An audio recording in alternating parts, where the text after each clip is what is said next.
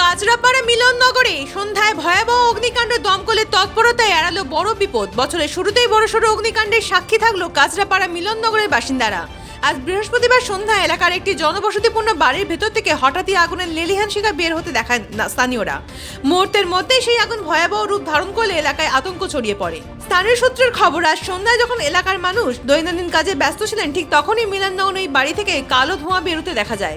শীতের সন্ধ্যায় হাওয়ার দাপট থাকায় আগুন দ্রুত ছড়িয়ে পড়ার উপক্রম হয়। স্থানীয় বাসিন্দারা প্রথমে নিজস্ব উদ্যোগে আগুন নেভানোর চেষ্টা করলেও পরিস্থিতি হাতের বাইরে চলে যায়। খবর পেয়ে অত্যন্ত দ্রুততার স্থানে ঘটনাস্থলে এসে পৌঁছায় কাঁচরাপাড়া ফায়ার ব্রিগেডের কর্মীরা। ঘন বসতিপূর্ণ এলাকা হওয়ায় আগুন পাশের বাড়িগুলোতেও ছড়িয়ে পড়ার প্রবল সম্ভাবনা ছিল।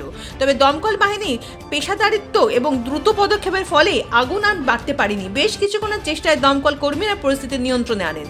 প্রাথমিকভাবে মনে করা হচ্ছে বাড়িতে ভেতরে আসবাবপত্র, মূল্যবান সামগ্রী ভস্মীভূত হয়েছে। তবে দমকলের সময়োচিত হস্তক্ষেপে কোনো প্রাণহানির খবর পাওয়া যায়নি। এখানে বাড়িতে উপরে একটা ঘর আছে, সেই ঘরে আগুন লেগেছে। আচ্ছা, তো এখন কিরকম পরিস্থিতি কিরকম রয়েছে? আগুন নিভে গেছে, টোটালি নিভে গেছে। মানে কি অনুমান করছেন কিভাবে লাগলো আগুনটা? কি মানে বুঝতে সেটা তো এই মুহূর্তে বলা সম্ভব না, কিভাবে লেগেছে এটা বলা সম্ভব না। মানে আপনারা এসে কি দেখতে পেলেন? আমরা দেখলাম আগুনটা মানে মোটামুটি কন্ট্রোলে আছে। তারপরে আমরা ব্রাঞ্চ দিয়ে নিয়ে দিলাম। কি কি ক্ষয়ক্ষতি হয়েছে? এই বাড়ির আসবাবপত্র, হ্যান্ড প্যান্ট যা থাকে ঘরে আর কি, কমন আর্টিকেলস। মানে কিসের থেকে অনুমান করা গেল? এইভাবে বলা সম্ভব নয়, কিভাবে আগুন লেগেছে এই মুহূর্তে বলা। এক মাসের মধ্যে এই 11 নম্বর ওয়ার্ডে কিন্তু দুবার আগুন লাগলো। সেখানেও প্রদীপের একটা তকমা উঠেছিল, এখানেও প্রদীপের তকমা। তাহলে কোথাও কি মনে হয় যে এই সচেতনতা বার্তাটা কমে যাচ্ছে, যে কোথাও ঘরে পাকা ঘরে প্রদীপ বা যাবতীয় কিছু সেগুলোকে জ্বালিয়ে রেখে যাওয়াটা উচিত নয়? আপনাদের দমকলের পক্ষ থেকে এবার কোনো সচেতনতা বার্তা কি দেখা যেতে পারে? আমরা তো প্রতি মাসে আমরা অ্যাওয়ারনেস করি, পাবলিকের মধ্যে জনসচেতন বৃদ্ধি করার চেষ্টা করি। প্রত্যেককে বলি, ছোট একটা ধূপের আগুনও অনেক বড় আকার নিতে পারে। আগুন সব আগুনই ছোট থাকে, সেটা বড় হয়। তা আস্তে আস্তে মানুষ সচেতন হচ্ছে। হ্যাঁ, আরও প্রচার চালাতে হবে, মানুষ আরও সচেতন হবে ভবিষ্যতে, এই আশা করি।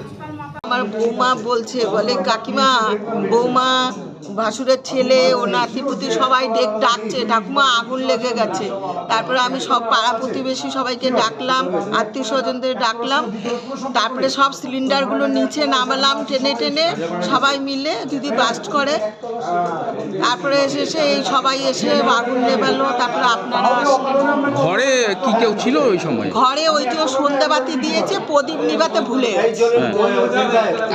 প্রদীপের থেকেই এই আগুনটা লেগেছে। কোনো ক্ষয়ক্ষতি হয়েছে কোনো মানুষের, যে কেউ ছিল? মানুষের ক্ষয়ক্ষতি হয়নি, আমি তো পুরো সেন্সলেস হয়ে গেছিলাম এগুলো টানাটানি করে। আর টেনশনে, বাড়িতে তো কেউ নেই, ওদের বাড়ির মানুষ তো কাজে গেছে, একজন বাইরে গেছে, কেউই নেই। আচ্ছা, তারপরে এই অবধি আমি ওদের যাদের ঘরে আগুন লেগেছে তার কাকিমা সদ্য আমার ভাসুর, আমার যা মারা গেছে, 1 বছরও হয়নি। আপনার নাম? আমার নাম শিলা দেবী। এটা জায়গাটার নাম? জায়গাটার নাম কি? মিলননগর, কাঁচরাপাড়া মসজিদ বা টিভি। জন্য যে বুলেটটার মধ্যে ওয়াটার সিস্টেম চালু করা আছে, তাহলে এই সব যে গলি নেয়ারো যে পেস, সেই পেসগুলোতে আমরা কিন্তু হচ্ছে ওই বুলেটটা ঢুকাতে পারতাম যদি প্রপার ইনফরমেশনটা আমরা পেতাম। আপনারা কোথা থেকে ইনফরমেশন? আমরা অ্যাকচুয়ালি ব্যারাকপুর কন্ট্রোল থেকে আমাদের ইনফরমেশন দেওয়া আছে, এইখানকার লোকাল থেকে আমরা কোনো ইনফরমেশন পাইনি। যে মেবি যে কোনো কারণে হয়তো আমাদের নাম্বারটা আমাদের কাছে ছিল না বা হচ্ছে ধরেনি, সেটা ব্যারাকপুরে ঢুকেছে, ব্যারাকপুর থেকে আমাদের কনভে করে।